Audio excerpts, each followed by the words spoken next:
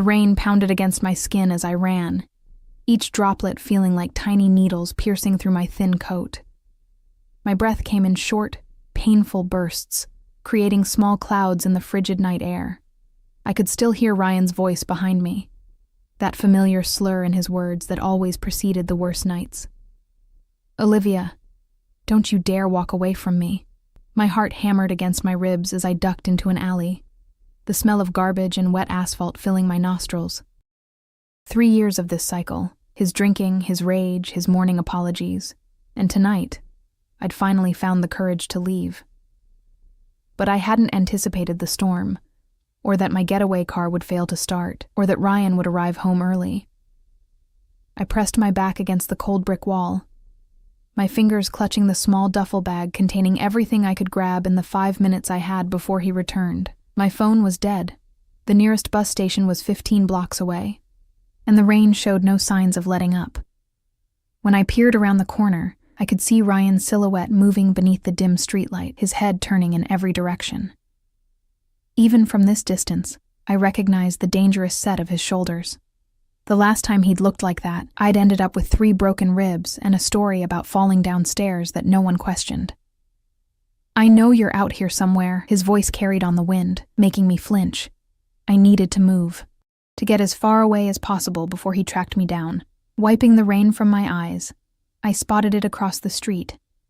A sleek black car, engine running, no driver in sight. Someone making a quick stop at the late-night pharmacy, perhaps. The windows were tinted so dark they reflected the streetlights like obsidian mirrors. It was wrong. I knew it was wrong. But as Ryan's voice grew louder, desperation overcame my better judgment. I darted across the street, my worn sneakers splashing through puddles, and tested the passenger door. Unlocked. Without allowing myself another thought, I slipped inside and ducked below the window line, my soaked clothes immediately dampening the immaculate leather seat.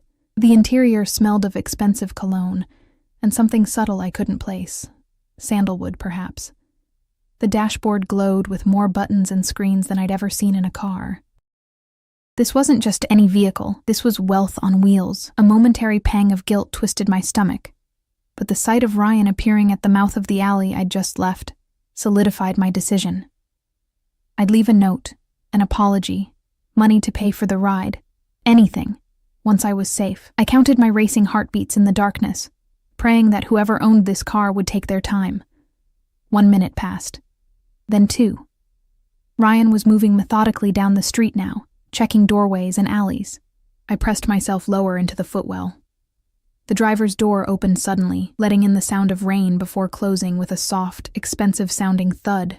I froze, not even daring to breathe. A moment of silence followed. Had they noticed the wet marks on their seat? Could they see me? Then a voice spoke, low and controlled, with the kind of quietness that was more terrifying than any shout. "You have exactly 5 seconds to explain why you're in my car before I have Vince here remove you permanently." I slowly raised my head above the dashboard. The driver wasn't alone. A mountain of a man stood outside the driver's window, his broad shoulders blocking the streetlight, creating a halo effect around his silhouette. But it was the driver who held my attention. A man in his late 30s, perhaps, with features that seemed carved from stone. His suit was impeccably tailored, no wrinkles despite the rain. His hands rested on the steering wheel, steady, adorned with a single platinum ring on his right index finger. When our eyes met in the rearview mirror, something cold slithered down my spine.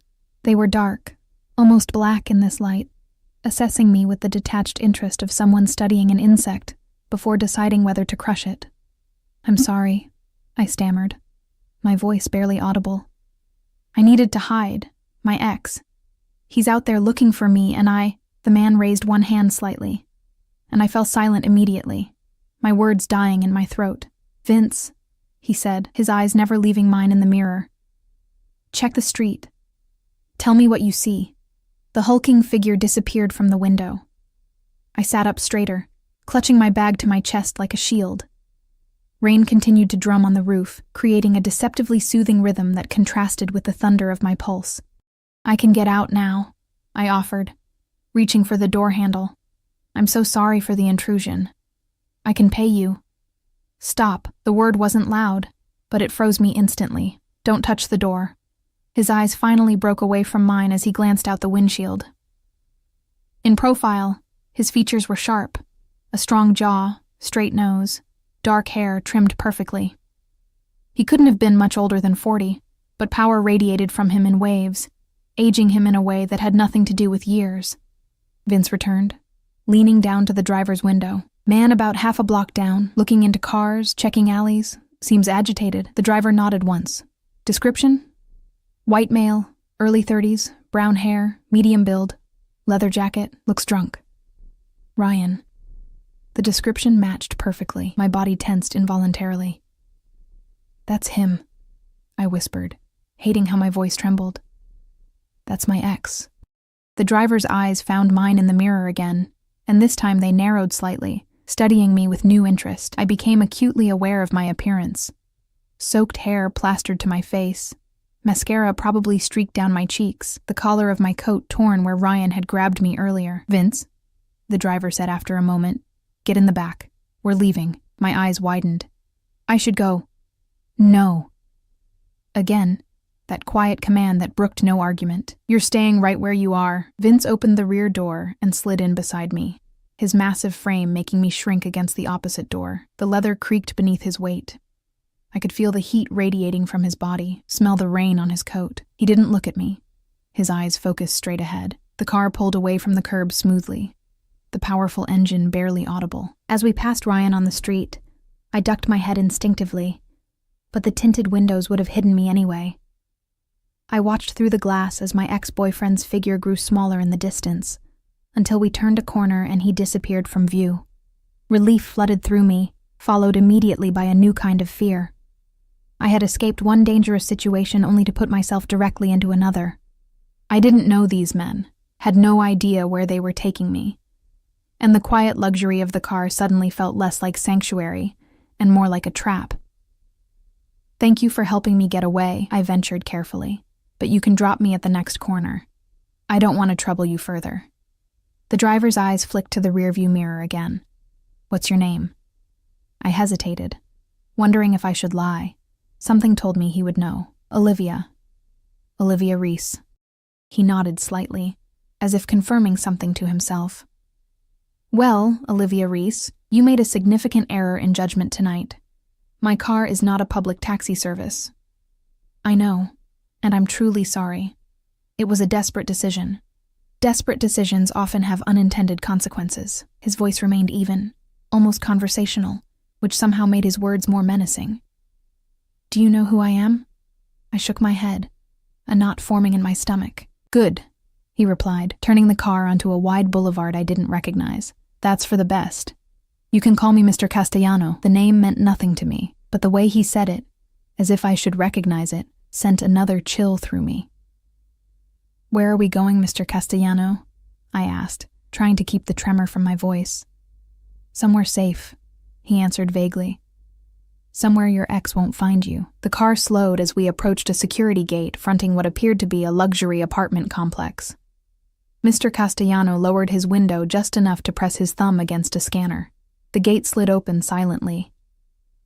I appreciate your concern, I said, sitting up straighter, trying to project a confidence I didn't feel, but I have plans. A friend expecting me. No, you don't. His certainty was unsettling. If you had somewhere to go, you wouldn't have been hiding in a stranger's car. I had no response to that. He was right. As the car pulled into an underground garage, the reality of my situation began to sink in. I was alone with two strange men, one of whom clearly wielded considerable power and wealth. No one knew where I was. My phone was dead. I had just traded one potentially dangerous situation for another that might be infinitely worse. The car stopped in a reserved space marked with a simple C. Mister? Castellano turned off the engine and finally turned to look at me directly. Up close, his eyes weren't black after all, but a deep, dark brown. Something in them reminded me of still water over unfathomable depths. Olivia? He said, my name sounding different in his mouth. You entered my car without permission. By most standards, that would qualify as a serious transgression. I swallowed hard. I know, And I'm sorry. Sorry doesn't erase actions, he replied, his gaze unwavering. Actions have consequences. Vince shifted beside me, a subtle reminder of his presence. What do you want from me? I asked, surprising myself with the directness of the question. The corner of Mr. Castellano's mouth curved slightly. Not quite a smile, but something that hinted at amusement. For now, I want you to come upstairs. Get dry. Have something warm to drink. Then we'll discuss your situation. It wasn't a request. As if to emphasize this point, Vince opened his door and stepped out, then opened mine, standing aside expectantly. The garage was silent except for the occasional drip of water from the car's exterior. I had a choice to make, though it hardly felt like one. Step out into the unknown with these strangers, or what? Make a scene in an empty garage? Try to run, with nowhere to go and a dead phone? I clutched my duffel bag tighter and stepped out of the car, the click of the door closing behind me echoing with an awful finality. The elevator was another world of luxury. Mirrored walls, polished brass fixtures, and that new car smell that spoke of regular cleaning. Mr. Castellano stood beside me, his presence filling the small space despite his perfect stillness. Vince positioned himself just behind us, silent as a shadow, but impossible to forget. I caught glimpses of myself in the mirrored walls, bedraggled, small, and obviously out of place between these two immaculate men. My soaked clothes clung uncomfortably to my skin, and I couldn't stop a slight shiver. In the harsh elevator lighting, I noticed a bruise forming on my wrist where Ryan had grabbed me earlier. I tugged my sleeve down quickly, but not before catching Mr. Castellano's gaze flickering to the discoloration, and then away, his expression unchanged. The elevator didn't stop until we reached the penthouse level. Of course it would be the penthouse. The doors slid open to reveal a private foyer, with gleaming marble floors and art that looked expensive enough to fund my entire existence. This way, Mr. Castellano said, stepping out first. I hesitated, suddenly overwhelmed by the reality of what I was doing. Following a stranger, clearly a powerful, dangerous stranger, into his private domain. Every warning I'd ever heard screamed through my mind. Second thoughts, Ms. Reese? He asked without turning around, somehow sensing my hesitation. I don't think I should be here, I managed to say, my voice smaller than I intended. He turned then, studying me with those dark, unfathomable eyes. You made that decision when you chose my car as your hiding place. Now we deal with the consequences. He gestured forward. After you.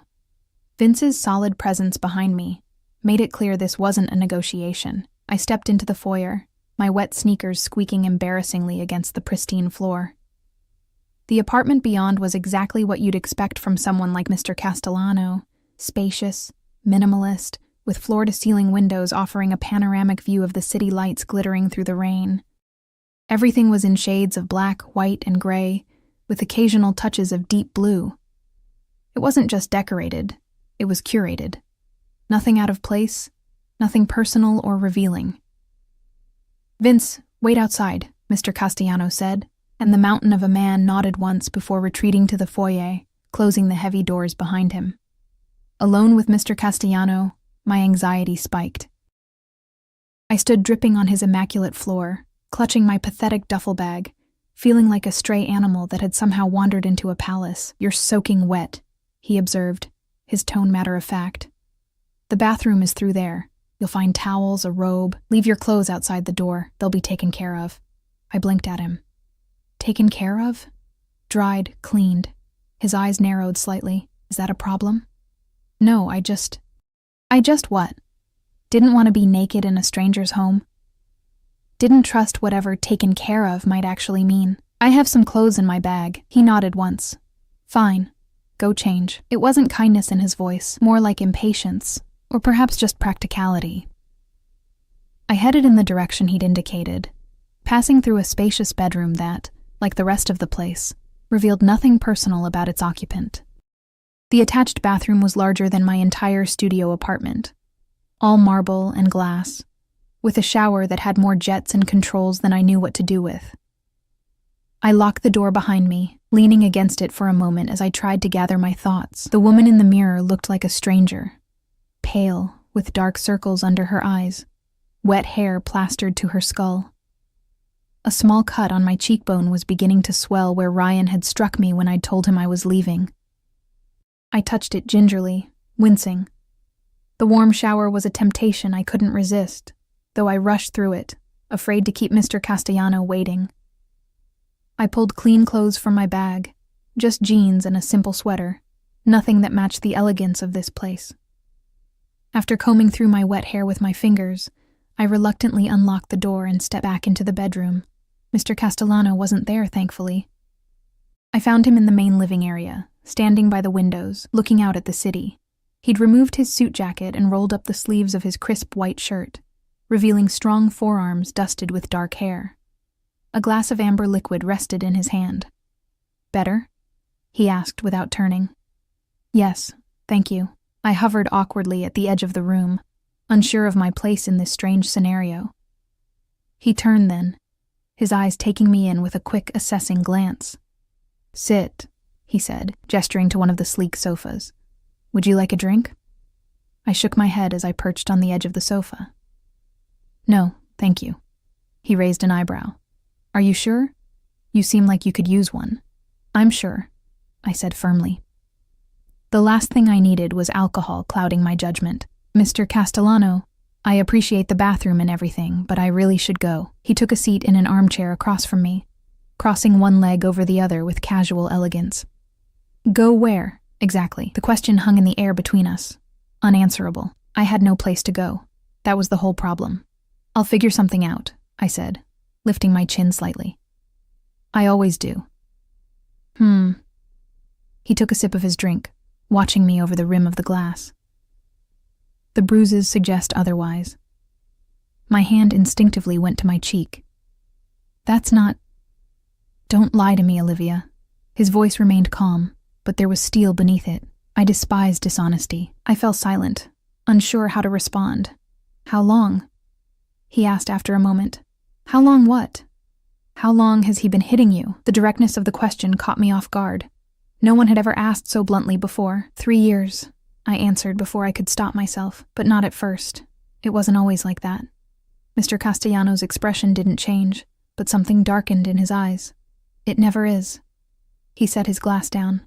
"Are you hungry?" The abrupt change of subject disoriented me. No, I'm fine." Another lie. He stood up in one fluid motion. "You're thin, too thin, and your hands haven't stopped shaking since you got in my car. Food first, then we talk." He moved toward what I assumed was the kitchen, clearly expecting me to follow. After a moment's hesitation, I did, trailing behind him like a lost puppy. The kitchen was a chef's dream, all stainless steel and marble, with professional-grade appliances. Mr. Castellano moved through it with surprising familiarity, opening the massive refrigerator and examining its contents. "You cook?" I asked, unable to hide my surprise. The ghost of a smile touched his lips. "Occasionally, when the mood strikes." He pulled out ingredients with efficient movements. "Sit." I slid onto one of the high stools at the counter, watching as he began preparing something simple. An omelet, I realized, with what looked like prosciutto and some kind of expensive cheese. "I take it Ryan is the ex you were running from," he said as he worked, not looking at me. I stiffened at the sound of Ryan's name from his lips. "How did you—" "You said his name in the car." He cracked eggs into a bowl with one-handed precision. "Tell me about him." It wasn't a request. I found myself speaking almost against my will. "We met 3 years ago. I was waitressing at a restaurant he frequented. He was charming, attentive, said all the right things. The familiar story sounded pathetic to my own ears. 6 months in, he lost his temper for the first time, threw a glass against the wall, apologized profusely afterward, blamed work stress, promised it would never happen again." "But it did," Mr. Castellano said, his back still to me. "Yes, and got worse. He controlled everything. Who I saw, where I worked, what I wore. I traced a pattern on the marble countertop with my finger. I tried to leave twice before. The first time he found me at my friend's place. The second time—" I swallowed hard. "The second time I ended up in the hospital with broken ribs. He convinced everyone I'd fallen downstairs." Mr. Castellano turned, sliding a plate in front of me. The omelet was perfect, golden brown and fluffy. "Eat," he commanded. I picked up the fork he offered, taking a small bite. It was delicious, of course. Why are you helping me? I asked after swallowing. You don't know me. I broke into your car. He leaned against the counter, arms crossed over his chest. Let's say I have a particular distaste for men who abuse women. Something in his tone suggested a story there, but his expression made it clear that pursuing it would be unwise. He watched me eat with an intensity that should have been uncomfortable, but instead felt oddly like care? No, that couldn't be right. This man didn't know me, didn't care about me. What do you do, Mr. Castellano? I asked, trying to redirect the conversation. I acquire things, he replied vaguely. Businesses, primarily. I solve problems. What kind of problems? His eyes met mine, and there was that almost smile again, the kind that require permanent solutions. A chill ran down my spine. There was nothing veiled about the threat in those words. And what kind of permanent solution do you have in mind for my situation? I asked, setting down my fork. That depends, he said, straightening up. What do you want, Olivia? The question caught me off guard. What did I want? Safety, freedom, a life without looking over my shoulder. I want Ryan to leave me alone, I said finally. I want to not be afraid anymore. Mr. Castellano nodded, as if my answer confirmed something for him. Finish eating. Then we'll discuss options. I did as he asked, though my appetite had diminished. When I was done, he took the plate without comment and placed it in the sink. Come, he said, leading me back to the living room. As we passed through, I noticed something I'd missed before. A small, framed photograph on an otherwise bare shelf. A woman, beautiful and dark-haired, smiling at the camera, the only personal touch in the entire apartment. Mr. Castellano saw me looking and his face hardened momentarily before he gestured for me to sit. Your options are limited, he said, remaining standing this time, hands in his pockets. You have no money, no place to go, and a man who has demonstrated he will hurt you if he finds you. Put like that, my situation sounded impossibly bleak. I'll manage, I said, though the words rang hollow even to my own ears. You won't, he countered flatly. He'll find you. They always do. Then what do you suggest? I asked, frustration bleeding into my voice. He regarded me for a long moment. I can offer you protection. I blinked at him. Protection? A place to stay, financial support, security. He listed these things as if they were trivial offerings. Time to get back on your feet without looking over your shoulder. And what would you want in return? I asked, suspicion coloring my tone. Men like Mr. Castellano didn't offer help without expecting something in return. Company, he said simply. I stiffened, my mind immediately jumping to the obvious conclusion. I'm not that kind of company, he interrupted, his expression hardening. I'm not propositioning you, Ms. Reese. I'm offering you a job. A job? I repeated, confused. Doing what? I host business dinners, attend events. I require someone presentable on my arm, someone who can smile, make pleasant conversation, and otherwise remain inconspicuous. He studied me with that assessing gaze again. You're intelligent, observant. You'd adapt quickly. You want me to pretend to be your, what? Girlfriend? When necessary, he confirmed. A simple arrangement. You play a role in public, and in return you get safety, comfort, and my guarantee that Ryan will never touch you again.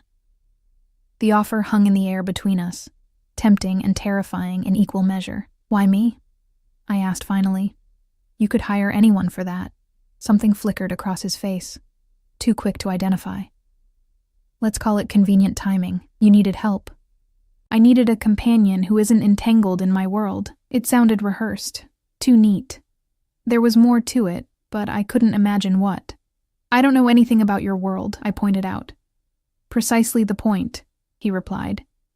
You bring no complications, no prior knowledge, no connections that could be problematic. A knock at the door interrupted us.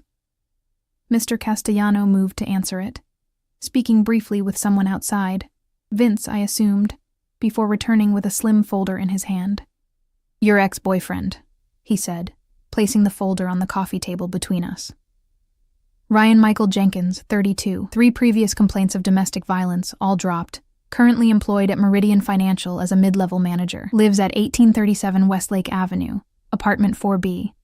Has a gambling problem he hides rather poorly, and owes money to some particularly unpleasant individuals. I stared at him, my mouth hanging open slightly. How did you— It's what I do, he said simply. Knowledge is power, Olivia. The casual display of that power sent another chill through me. In the short time I'd been in his bathroom, he'd compiled a dossier on Ryan. What else could he do? What else did he know? Who are you? I whispered. His eyes met mine, dark and unreadable. Someone who can make your problem disappear. Permanently, if that's what you want. The implication was clear. My blood ran cold. No, I said quickly. I don't want that. He nodded once as if he'd been testing me. Then we understand each other. My offer stands. Protection, security, in exchange for your discretion and companionship. A simple transaction. Simple. Nothing about this situation was simple.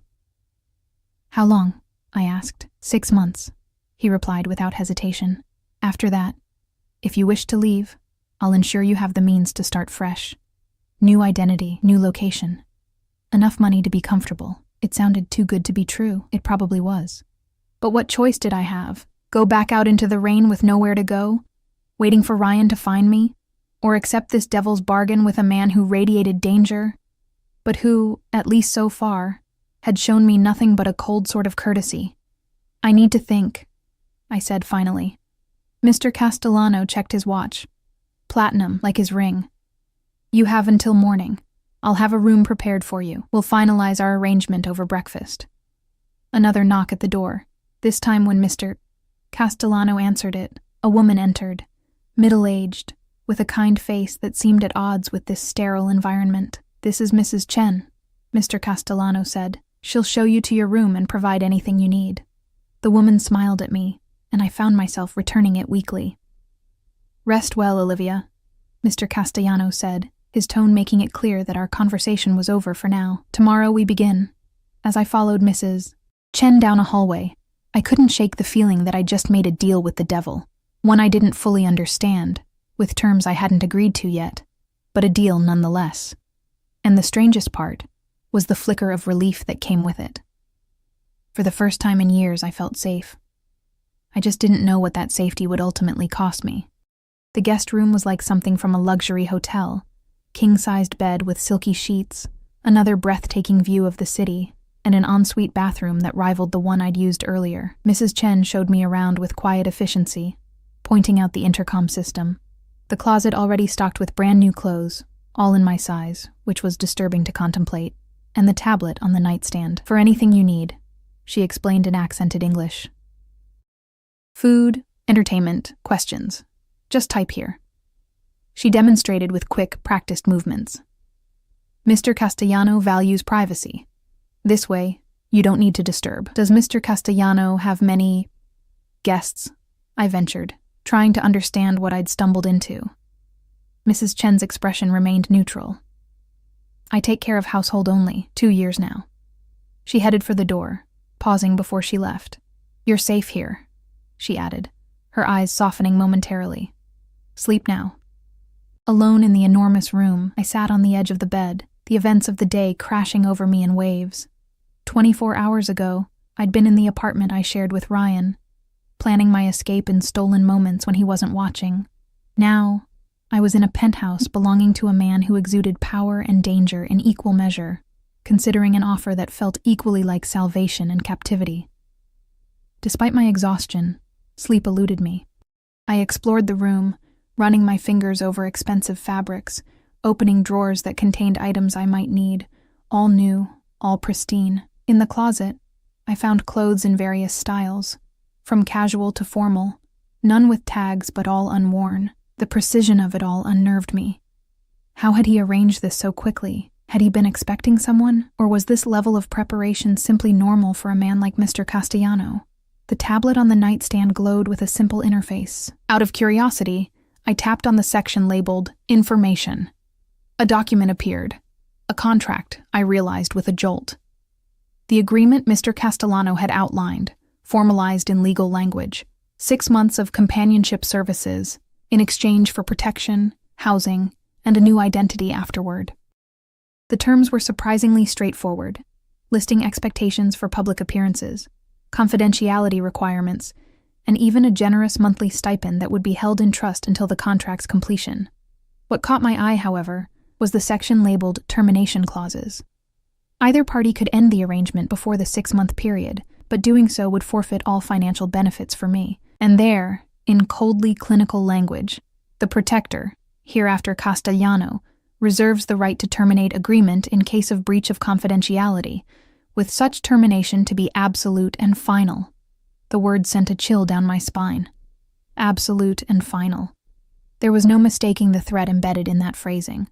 I set the tablet down, my hands trembling slightly. What had I gotten myself into? Who was this man who could produce detailed dossiers and legal contracts at a moment's notice? The obvious answer hovered at the edges of my consciousness, but I pushed it away. Better not to know. Better not to name it. Sleep eventually claimed me, but it was fitful, filled with dreams of running down endless corridors, pursued by shadowy figures, sometimes Ryan, sometimes the stoic Vince, and sometimes Mr. All. Castellano himself, watching with those dark, unfathomable eyes. Morning arrived with a soft chime from the tablet. 7 a.m. A message glowed on the screen. Breakfast in the dining room at 8:00. Appropriate attire has been laid out. I showered again, letting the hot water ease the tension in my muscles. In the closet, I found a simple white blouse and tailored black pants set apart from the other clothes. The subtle command was clear. This was what I was expected to wear. I dressed slowly, noting how perfectly the clothes fit, as if they'd been tailored specifically for me. Another unsettling detail. At precisely 8:00, I made my way to the dining room, following the path I remembered from the previous night. Mr. Castellano was already seated at the head of a table that could comfortably seat 12, a newspaper spread before him. He wore another immaculate suit, this one a deep navy. He didn't look up as I entered. "Good morning," I said, hovering in the doorway. He folded the newspaper and set it aside, his eyes moving over me with that same assessing gaze. "You slept poorly," he observed. I touched my face self-consciously, wondering if the dark circles under my eyes were that obvious. "It's been an eventful 24 hours. He nodded toward the chair to his right. "Sit. Coffee?" I took the offered seat, noticing the fine china place settings and the spread of breakfast foods arranged on the table. "Yes, please." He poured from a silver carafe, his movements precise. "Did you review the contract?" So we were getting straight to business. "I did." "And?" He handed me the cup, our fingers briefly touching in the exchange. His were warm, steady. I took a sip of the coffee, rich, expensive, perfectly brewed. "The terms seem clear," I said carefully, "but I have questions. I would be disappointed if you didn't." Something that might have been approval flickered in his eyes. "Ask." I set the cup down. "Who are you, really? What do you do that requires this kind of arrangement?" His expression remained impassive. "I told you. I acquire businesses. I solve problems." "That's not an answer." "It's the only one you're getting." His tone was final. "Next question." I suppressed a flare of frustration. "The clothes, the contract, this whole setup. How did you arrange it all so quickly?" "I'm efficient," he replied. "And I have resources. So I'm not the first person you've made this offer to," I concluded. Something darkened in his expression. "You would be mistaken in that assumption." His answer surprised me. Then why me? Why now? Mr. Castellano studied me for a long moment. "Let's call it a confluence of timing and circumstance. You needed help. I had a particular requirement." He reached for a plate, serving himself eggs and toast with methodical precision. "Help yourself." I did, though my appetite was minimal. "What exactly will I be expected to do as your companion?" "Accompany me to business dinners, charity events, social occasions. Smile, make appropriate conversation. Observe but don't intrude." He cut his toast into perfect squares. "In public, you'll be introduced as my partner. The nature of that partnership will remain deliberately ambiguous." "And in private?" I asked. unable to keep a note of wariness from my voice. His eyes met mine. In private, we maintain a professional relationship. You'll have your space, your privacy. I'll have mine. We'll interact as needed to maintain the illusion for any staff or visitors. The termination clause, I said after a moment. It's rather ominous. It's necessary, he replied without elaboration. What happens if I say no to all this? He set down his fork, giving me his full attention. Then Mrs. Chen will provide you with enough money for temporary accommodations and transportation. You'll leave, and we'll never speak again. He paused. And you'll be on your own when Ryan inevitably finds you. The casual mention of Ryan's name made my stomach clench. You make it sound like a certainty. It is. His voice was matter of fact. Men like him don't let go easily. They can't bear to lose what they consider their property. The word property struck a nerve. I'm not property, I said sharply. Not his, not yours. Something that might have been respect flashed across Mr. Castellano's face. No, he agreed. You're not, which is why my offer comes with no physical obligations or expectations. Your body remains entirely your own. I pushed my barely touched plate away. Why do I feel like there's something you're not telling me? Some reason you've singled me out for this arrangement? Mr. Castellano's expression shuddered. You're overthinking. The situation is exactly as I've presented it. He was lying. I was certain of it.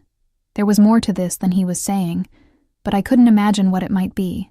What possible interest could a man like him have in someone like me? If I accept, I said slowly, I want one addition to the contract. His eyebrow raised slightly, which is? I want to work. A real job. Not just playing your arm candy. I have a degree in graphic design that I've never been able to use because Ryan... I stopped, taking a breath. I need something that's mine, something I can take with me after our arrangement ends. Mr. Castellano considered this for a moment. My company has a design department. I can arrange an entry-level position. Your performance will determine your advancement, not our arrangement. The ease with which he agreed surprised me. Thank you. He nodded once. Is that your only condition? I thought for a moment. One more thing. I want to know that Ryan won't hurt anyone else after I'm gone. Not necessarily permanent, like you suggested, but something to ensure he doesn't just move on to his next victim. A cold smile touched Mr. Castellano's lips. That can be arranged, quite easily. Something in his tone made me shiver. Nothing illegal, I added quickly. Of course not, he agreed, though the smile remained. Do we have an agreement, Olivia? This was it. The moment of decision. I could walk away now, take my chances on my own, or I could accept this devil's bargain, this gilded cage with its promise of safety and eventual freedom. Yes, I said finally. We have an agreement. Mr. Castellano extended his hand across the table. I took it, feeling the warmth and strength of his grip. We shook once, formally, like business partners sealing a deal. The contract will be updated with your additions and ready for your signature this afternoon, he said, releasing my hand. In the meantime, there are matters we should discuss, practical considerations for our arrangement. Such as? Your background story, for one, how we met, how long we've been together. He took a sip of his coffee. The closer we stay to the truth, the easier it will be to maintain the illusion.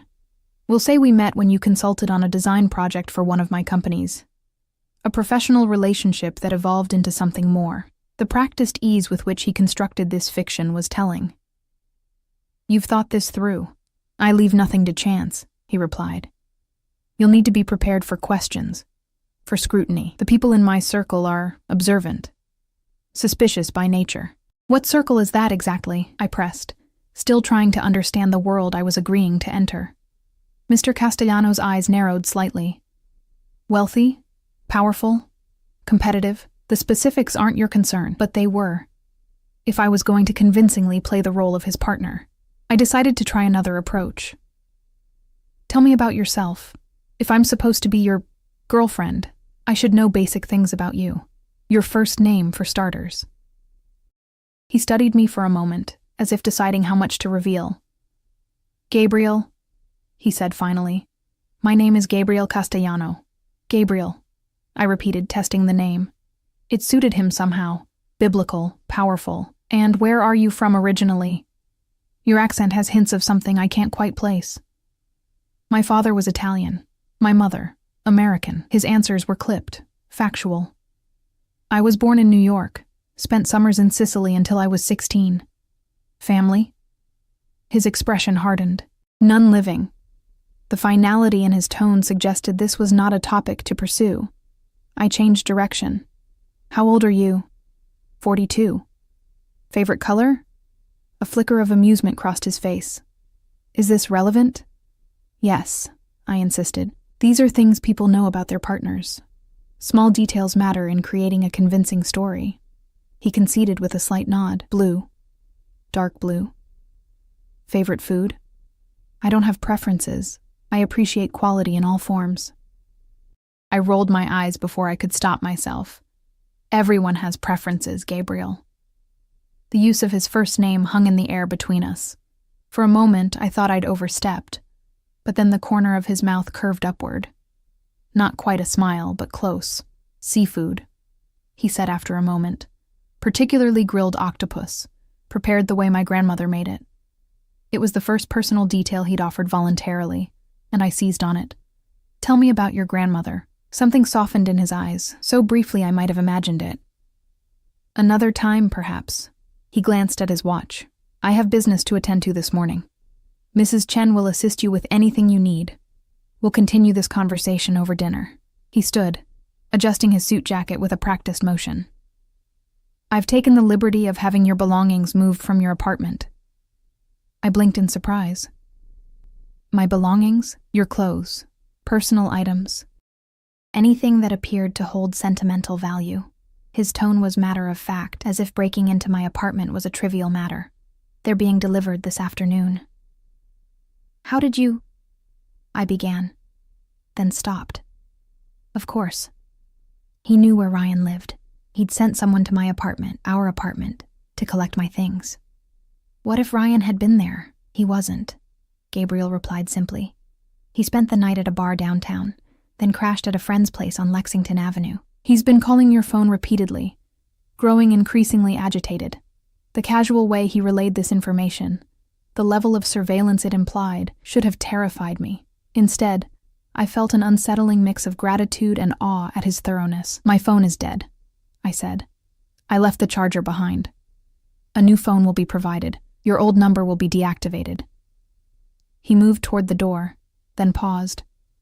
"One last thing, Olivia. From this moment forward, you're under my protection. That means you follow my instructions without question when it comes to your safety. Is that clear?" The command in his voice was unmistakable. "Yes," I agreed, though a small part of me rebelled at the implied ownership in his words. "Good. I'll return at 7. Be ready for dinner. We'll be dining in." With that, he left, his footsteps fading down the hallway.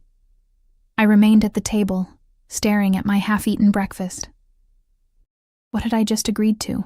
6 months of my life signed away to a man I barely knew, a man who clearly wielded enormous power and had no compunction about using it. Yet beneath the fear and uncertainty, I felt something else, a strange sense of possibility. For 3 years I'd been shrinking myself to survive Ryan's rage and control.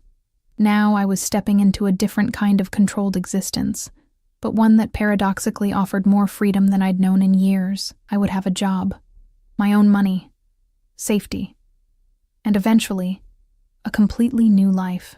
All I had to do was convince the world I was in love with Gabriel Castellano, a man who collected people's secrets like others collected art, who spoke of permanent solutions with chilling casualness, who had orchestrated this entire scenario with methodical precision, a man who, despite his cold exterior, had shown me more consideration in one day than Ryan had in our final year together. I finished my coffee, which had gone cold. 6 months. I could do this for 6 months. I would be whatever Gabriel Castellano needed me to be in public. I would smile, make pleasant conversation, observe without intruding. and I would try very, very hard not to think about what might happen if I failed. Mrs. Chen appeared in the doorway. "Ms. Reese? If you're finished, I can show you the rest of the apartment. The areas you'll have access to." The phrasing, "areas you'll have access to," was telling. There would be places I wasn't permitted to go, questions I wasn't permitted to ask, boundaries I would need to learn quickly. "Yes, thank you," I said, rising from my chair. "And please, call me Olivia." She gave me a small, measured smile. "Of course, Miss Olivia. This way, please." As I followed her from the dining room, I couldn't shake the feeling that I was being watched, evaluated, that this was some kind of test, and that Gabriel Castellano was a man who did not tolerate failure. I straightened my shoulders, lifting my chin slightly. Whatever game this was, whatever role I had been cast in, I would play it perfectly. Not just for the promised freedom at the end, but for myself, to prove that I could. Because for the first time in 3 years, I felt something that had been beaten and bullied out of me for so long. I felt powerful. The apartment was even larger than I'd initially thought, with sections I hadn't seen the night before. Mrs. Chen guided me through a home gym equipped with state-of-the-art machines, a small but comprehensive library with floor-to-ceiling bookshelves, and a home office that remained firmly closed. "Mr. Castellano's private workspace," she explained as we passed. "No entry without his explicit permission." I nodded, filing away this boundary. The rest of the tour revealed more of the same controlled luxury, spaces designed for comfort and efficiency, rather than warmth or personality. The only exceptions were the books in the library, which showed signs of actual use, with well-worn spines and occasional notations in the margins. I ran my fingers along them, noting titles on business strategy, art, history, and, surprisingly, classic literature. "Mr. Castellano reads a lot?" I asked. Mrs. Chen nodded. "Every night. Says it calms his mind." It was a humanizing detail I tucked away. Gabriel Castellano, the man who spoke of permanent solutions with chilling ease, unwinding with Dostoevsky and Dickens. "Your work area," Mrs. Chen announced, leading me into a bright room I hadn't seen before. Unlike the minimalist aesthetic of the rest of the apartment, this space was equipped with a drafting table, a high-end computer setup, and various design supplies. Mr. Castellano had it prepared this morning. I stared at the setup, stunned by the speed with which he'd fulfilled my request. "This is... mine?" "For design work," she confirmed. "He said you start Monday with the company, but can practice here." My fingers trailed over the expensive equipment. A tablet that cost more than 3 months of my former rent, software I'd only dreamed of using. How did he arrange all this so quickly? Mrs. Chen gave me an inscrutable look. "Mr. Castellano gets what he wants, when he wants it." The statement should have unsettled me, but instead, I felt a strange flutter of excitement. For once, what Gabriel wanted aligned with what I wanted, at least in this small way. The rest of the day passed in a surreal blur. My belongings arrived as promised, 3 boxes containing the entirety of my previous life. I unpacked slowly, savoring the familiar items that now seemed like artifacts from another world. My worn sketchbooks, the small ceramic bird my mother had given me before she died, photos I'd kept hidden from Ryan, who'd been jealous of anyone from my past. At 5:30, Mrs. Chen appeared at my door. "Time to prepare for dinner. Mr. Castellano appreciates punctuality." She helped me select an outfit from the new wardrobe, a simple black dress that looked casual, but was clearly expensive, and suggested I use the cosmetics provided to freshen up. The implication was clear. I was expected to look the part of Gabriel Castellano's partner, even for a private dinner. At precisely 7 I made my way to the dining room, where Gabriel was already waiting. He'd changed from his business suit into more casual attire, dark slacks and a charcoal sweater that somehow looked as formal on him as the suit had. His eyes moved over me with that now familiar assessing gaze. "Better," he said simply. I raised an eyebrow. "Better than what?" "Than this morning. You look rested." He pulled out a chair for me, an oddly gentlemanly gesture from a man I was increasingly certain was anything but gentle in his business dealings. "Thank you for the design setup," I said as I took my seat. "It's incredibly generous." He dismissed my gratitude with a slight wave. "It's practical. You'll need to be properly equipped to perform well at your job. A server I hadn't seen before appeared with wine, pouring for both of us before disappearing through a door I presumed led to the kitchen. You have staff besides Mrs. Chen, I observed. When necessary, Gabriel replied. I value my privacy, but certain occasions call for additional support. This dinner being one of them? The corner of his mouth curved slightly.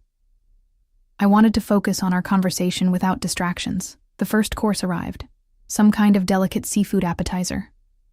Gabriel watched as I took a bite, that almost smile appearing again when I couldn't suppress a sound of appreciation.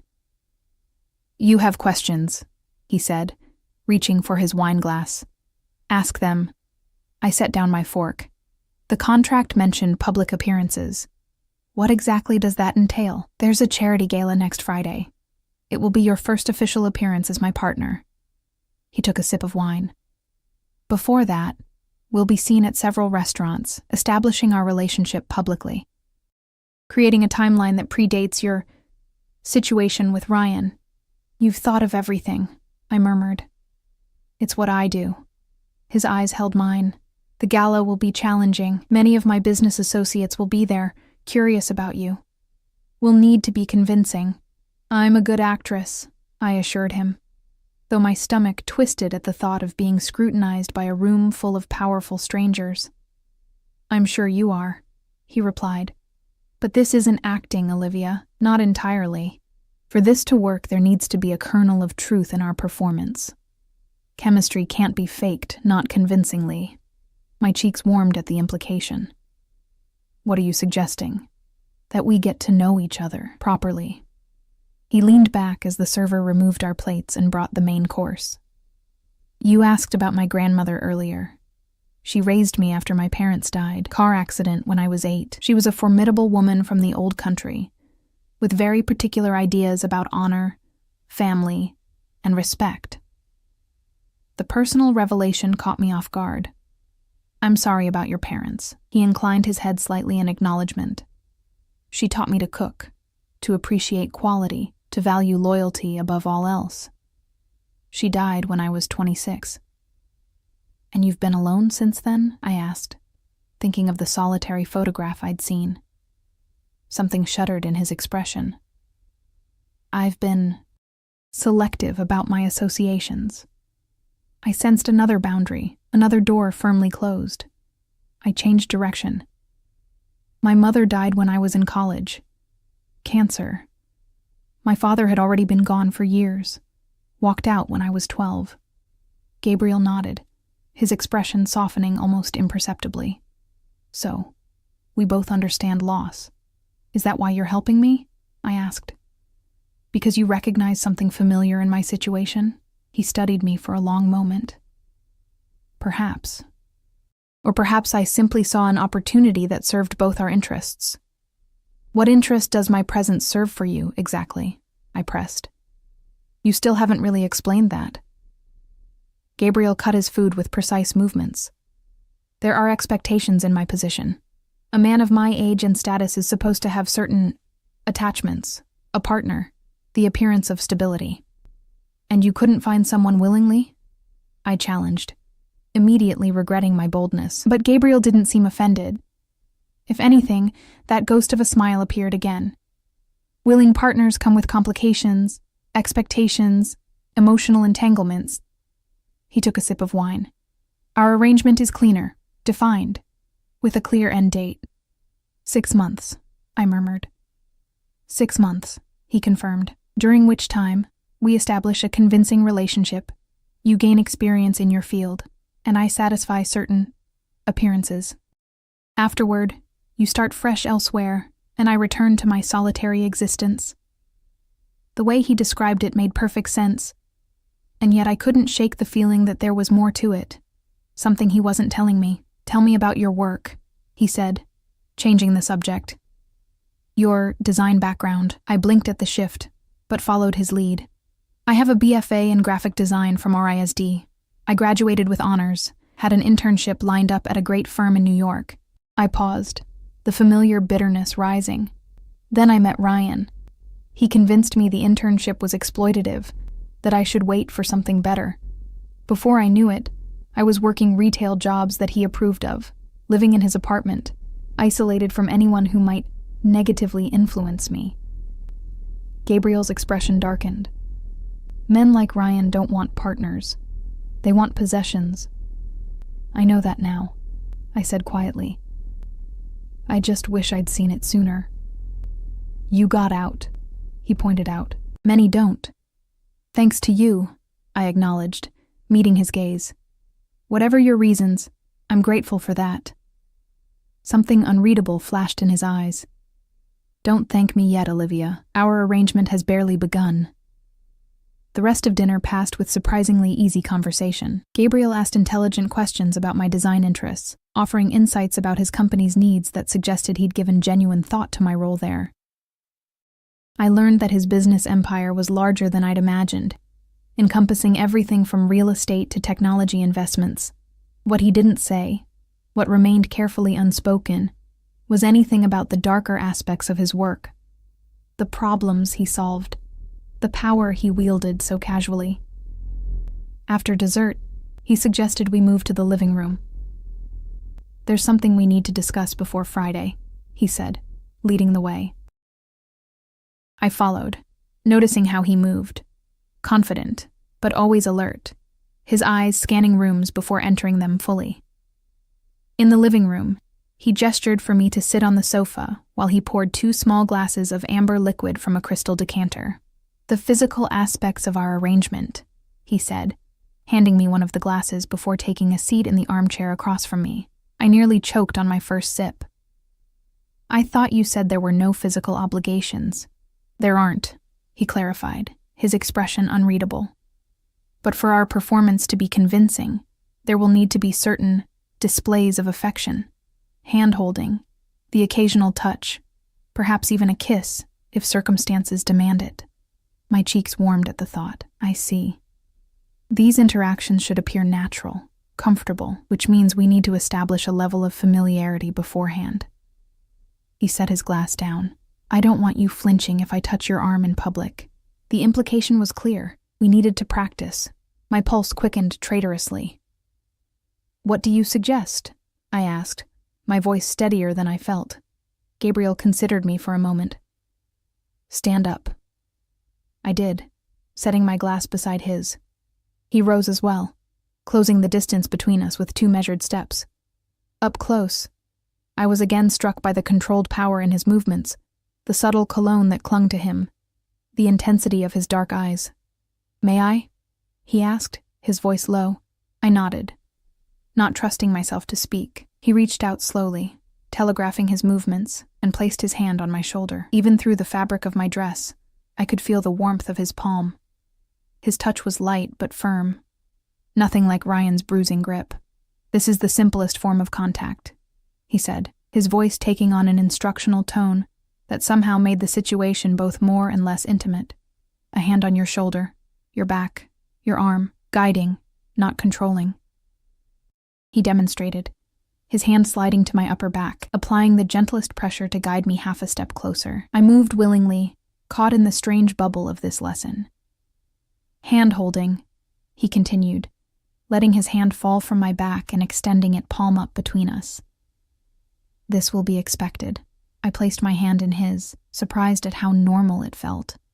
How right, somehow, despite the clinical nature of the exercise.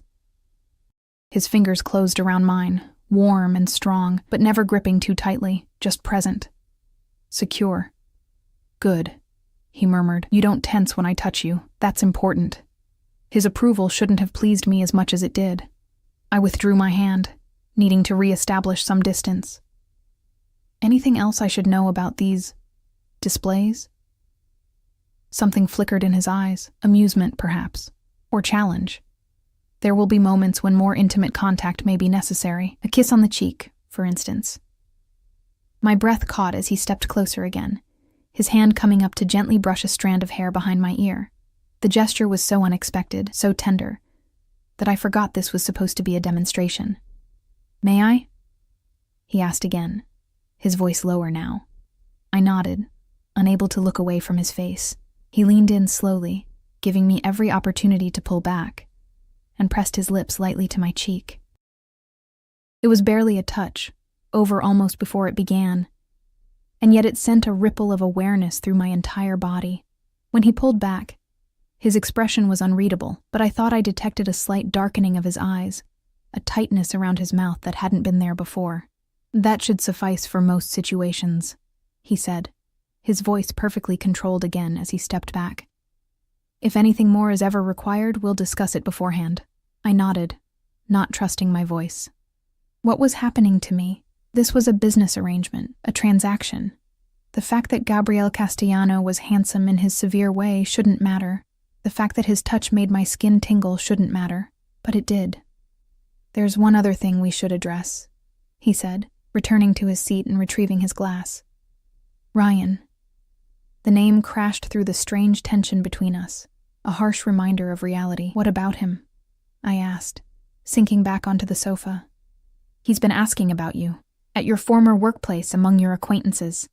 Gabriel's expression hardened. "He's getting desperate, angry." A chill ran down my spine. "How do you know this?" "I'm having him watched," Gabriel said simply, "for your safety, and to ensure he doesn't become a problem for our arrangement." The casual way he admitted to surveillance should have disturbed me. Instead, I felt an unsettling combination of fear and relief. "Do you think he'll find me?" Gabriel shook his head. "No, but he's becoming increasingly volatile. We need to defuse the situation." "How?" "We'll be seen together, publicly. Establish our relationship as something that predates your departure." He took a sip of his drink. "When Ryan inevitably learns of this, he'll draw his own conclusions. It will shift his anger, redirect it. Toward you," I realized. Gabriel's smile was cold. "Let him try." The quiet confidence in his voice reminded me of who I was dealing with, a man who spoke of permanent solutions and had people followed without a second thought, a man who, despite his cultured exterior, was clearly dangerous.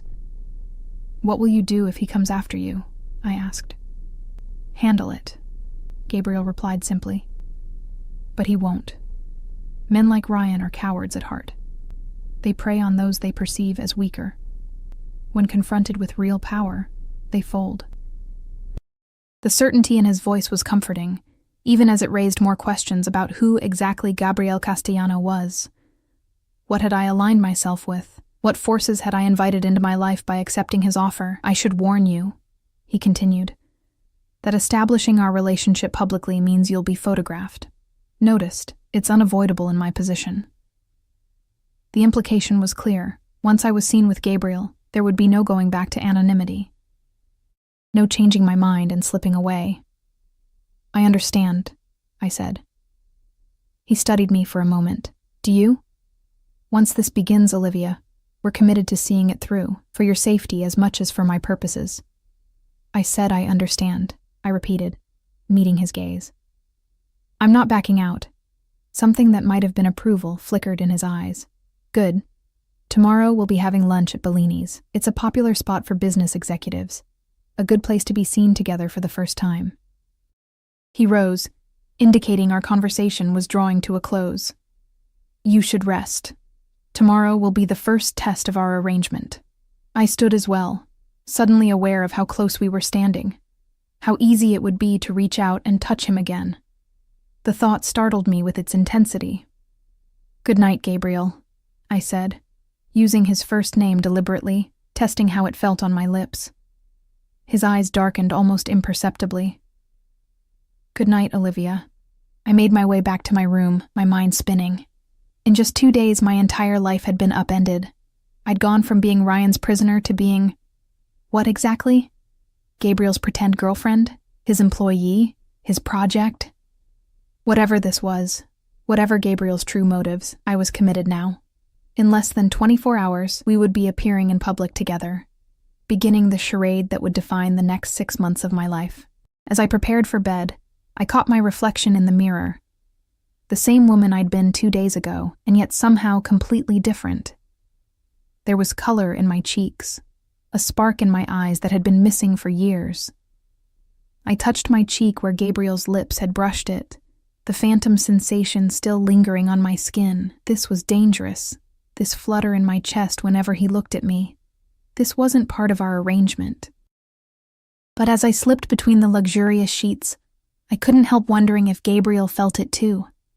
That unexpected spark, that pull between us, that had nothing to do with our contract, and everything to do with the way his eyes lingered on mine, the careful gentleness of his touch. 6 months, I reminded myself firmly. This was a 6-month arrangement, nothing more. I would play my part perfectly, take advantage of the opportunities it offered, and then move on to my new life. Away from Ryan, away from Gabriel, away from everything. So why did that future suddenly feel less like freedom and more like another kind of loss? Morning light filtered through the automated blinds, gradually brightening my room as if nature itself was being controlled by Gabriel's meticulous preferences. I'd barely slept, my mind racing with thoughts of our upcoming public debut. By this afternoon, whatever this arrangement was, would become real to the outside world. I selected a deep blue dress from the wardrobe, remembering Gabriel's admission that it was his favorite color, and spent more time than usual with my appearance. The woman in the mirror looked polished, sophisticated, worthy of being on the arm of someone like Gabriel Castellano. But beneath that carefully constructed exterior, anxiety churned. When I emerged from my room, Gabriel was waiting in the foyer, checking his watch. He looked up as I approached, his gaze moving over me in that now familiar assessment. "Blue suits you," he said, his voice giving nothing away, yet something in his eyes, a brief flash of appreciation, sent warmth spreading through my chest. "Thank you," I replied, suddenly hyper-aware of every movement, every breath. "I remember you mentioned it was your favorite color." The slightest hint of surprise crossed his features. There and gone in an instant. "You pay attention. Good." In the elevator, he briefed me on what to expect. Bellini's caters to a certain clientele. People who know me, know of me, will be noticed, observed. His eyes met mine. "Are you ready for that?" I squared my shoulders. "Yes." "Remember," he said as the elevator doors opened to the private garage. "As far as anyone knows, we've been seeing each other for 2 months. You're a designer who caught my eye during a project for one of my companies. And we've been inseparable ever since," I finished, offering a smile that I hoped appeared natural. "I know the story, Gabriel." His car waited, not the one I'd hidden in that rainy night, but an equally luxurious sedan with a different driver at the wheel. Not Vince this time, but a lean, hawk-faced man who nodded respectfully as Gabriel opened my door himself. "Marcus," Gabriel said by way of introduction. "He'll be with us most days." The message was clear.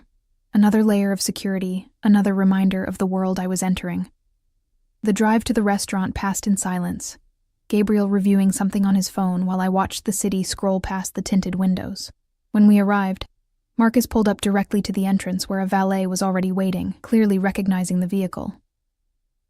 "Follow my lead," Gabriel murmured as the door opened. "But be yourself, that's important." Before I could ask what he meant, he was out of the car, extending his hand to help me. As my fingers met his, I felt that same inexplicable jolt of connection. His hand moved to the small of my back as we approached the entrance, possessive but not controlling, exactly as he'd demonstrated the night before. The maitre d' practically bowed when he saw Gabriel. "Mr. Castellano, always a pleasure. Your usual table is ready."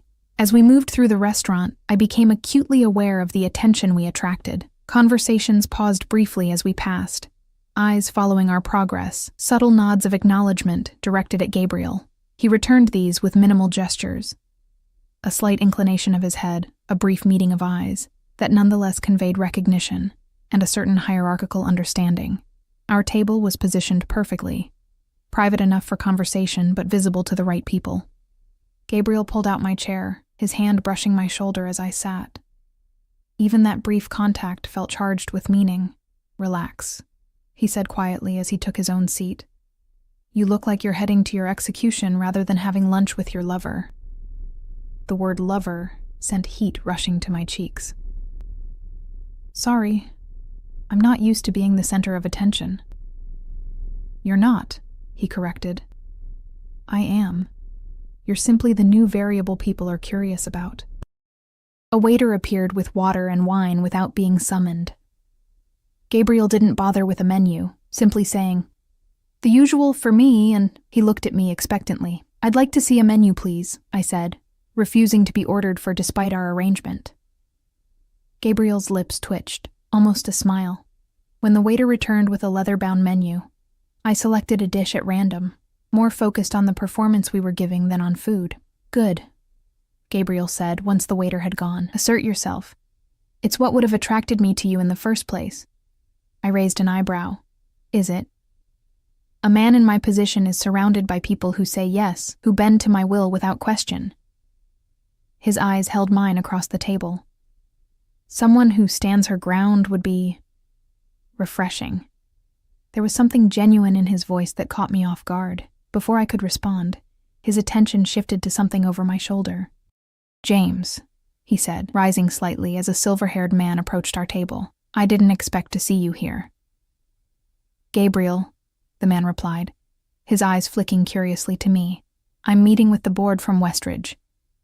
You remember that acquisition we discussed? Of course. Gabriel's hand found mine on the table, his thumb stroking lightly over my knuckles in a gesture that appeared absent-minded, but felt deliberately intimate. James, this is Olivia Reese. Olivia, James Harrington, an old friend, an occasional business partner. I offered my free hand, which James took with old-world courtesy. A pleasure, Ms. Reese. I don't believe Gabriel has mentioned you before. We've been keeping things private, Gabriel replied smoothly. You know how I value my personal life. James's eyebrows rose slightly. Indeed. Well, I won't interrupt your lunch. Perhaps we could all have dinner sometime. I'd like that, I said before Gabriel could respond, earning an approving squeeze of my hand. After James departed, the performance continued. Throughout lunch, various associates stopped by our table, each interaction a carefully choreographed dance where I played the role of the enchanting new partner, while Gabriel maintained his usual controlled facade, with just enough softening around the edges to suggest genuine affection. It was exhausting and exhilarating all at once. By the time we finished dessert, which Gabriel insisted on sharing in a display that was clearly for the benefit of onlookers, I felt like I'd run an emotional marathon. You did well, he said as we waited for the car. Better than I expected. Thanks for the vote of confidence, I replied dryly. His hand found the small of my back again as Marcus pulled up. I mean it. You were natural, charming. People believed us. Isn't that what you're paying me for? The words came out sharper than I'd intended. Gabriel's expression darkened slightly as he helped me into the car. Once inside, with the privacy divider raised, he turned to me. Is that how you see this? Strictly transactional? Isn't it? I challenged, suddenly needing clarity amid the confusing mix of real and pretend. You made the terms quite clear. 6 months, then we part ways. He studied me for a long moment. The terms remain. But that doesn't mean what happens between now and then must be cold or impersonal. My heart stuttered in my chest. What exactly are you saying, Gabriel? Before he could answer, his phone rang. The transformation was immediate, his expression shuddering, his body tensing as he checked the caller ID. I need to take this, he said, his voice suddenly all business. Driver, take us to Kingsley Tower immediately. The call itself was brief, conducted in such quiet tones that I couldn't make out the substance. But the effect on Gabriel was unmistakable. Whatever warmth had been developing between us vanished, replaced by the cold, controlled man I'd first met. Change of plans, he said, after ending the call. I have business to attend to. Marcus will take you back to the apartment. Is everything okay? I ventured. It's being handled. His voice left no room for further questions. When we arrived at a sleek skyscraper downtown, Gabriel turned to me. Wait here, he instructed Marcus. Then to me, more softly. We'll continue our conversation later. As I watched him stride into the building, his posture rigid with controlled power, I was reminded of the reality behind our arrangement. Whatever was happening between us, this strange, unexpected pull, was secondary to who Gabriel Castellano really was. A man with secrets, with power, with a darkness I'd only glimpsed. Back at the apartment, hours passed with no word from Gabriel. Mrs. Chen assured me this was normal, that he often worked late. I tried to distract myself in the design room, but my mind kept returning to our interrupted conversation in the car, to the question that hung between us. It was after midnight when I heard the front door. Unable to sleep, I'd been curled up in the library with one of Gabriel's books. I rose as he appeared in the doorway. His tie loosened, a weariness in his posture I hadn't seen before.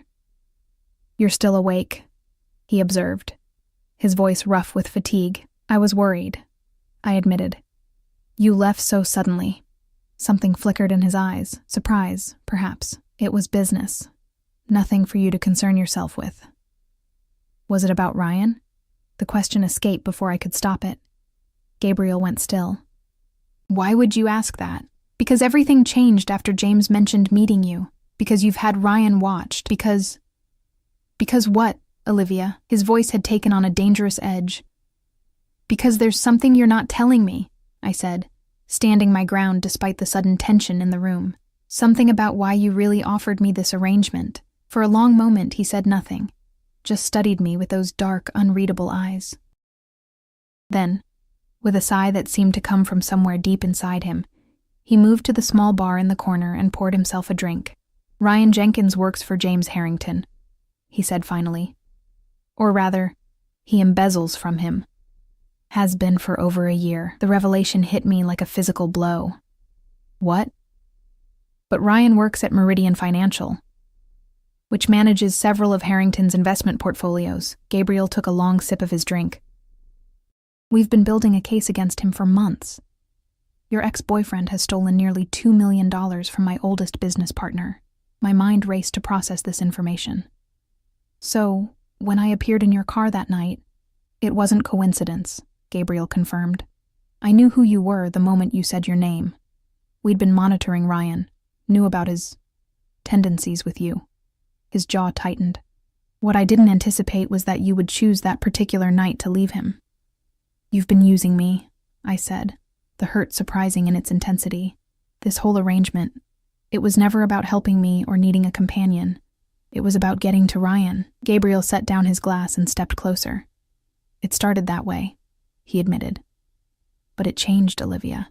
It changed the moment I saw those bruises on your arms, heard you talk about what he'd done to you."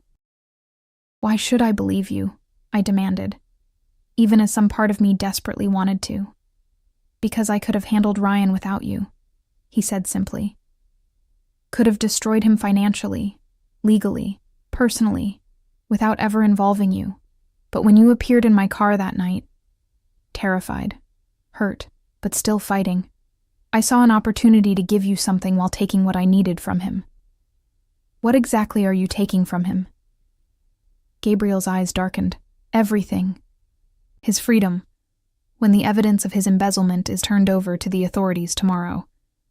His pride, when he sees you with me. His sense of power, when he realizes he never had any to begin with." The cold certainty in his voice should have frightened me. Instead, I felt a strange sense of justice. "That's why you had my things collected from the apartment. You were gathering evidence against him." Gabriel nodded once, among other things. "Why tell me now?" I asked. "Why not maintain the illusion?" He moved closer, close enough that I could see the fatigue lines around his eyes, smell the familiar cologne mingled with the scent of his skin. "Because tonight, when James mentioned meeting you, I realized something had changed. This wasn't just about Ryan anymore." My heart hammered in my chest. "What was it about then?" "You," he said simply. "The way you challenged me, the way you stood your ground today, even knowing who I am, what I'm capable of. The way you've somehow found space in this cold place I've built for myself." His hand reached up, hesitating before gently touching my cheek. Unlike our practiced interactions earlier, this touch held nothing performative. It was real, raw, with an emotion I hadn't believed him capable of. "Our arrangement still stands," he said, his voice low. 6 months, and then you're free to go, with everything I promised. But I find myself hoping you might reconsider when the time comes." I should have been angry, should have felt betrayed by the manipulation. But as I looked into his eyes, I saw something I recognized. the same loneliness I'd carried for years, the same protective walls I'd built around my heart. "I don't know what this is between us," I admitted, "but I'd like to find out. Honestly this time. No more secrets." Gabriel's thumb stroked my cheek. "No more secrets," he agreed. "Starting tomorrow, after Ryan is dealt with. A clean slate." "A clean slate," I echoed, leaning into his touch. When his lips found mine, there was nothing practiced or performative about it. It was a question, an answer, a promise all at once, a beginning rather than an arrangement. Outside, the city lights glittered like stars caught in a net of darkness. Inside, in the circle of Gabriel's arms, I found something I'd stopped believing in, not just safety, but possibility. A future that wasn't mapped out in contract clauses and termination dates, but in moments like this, real and imperfect and entirely ours.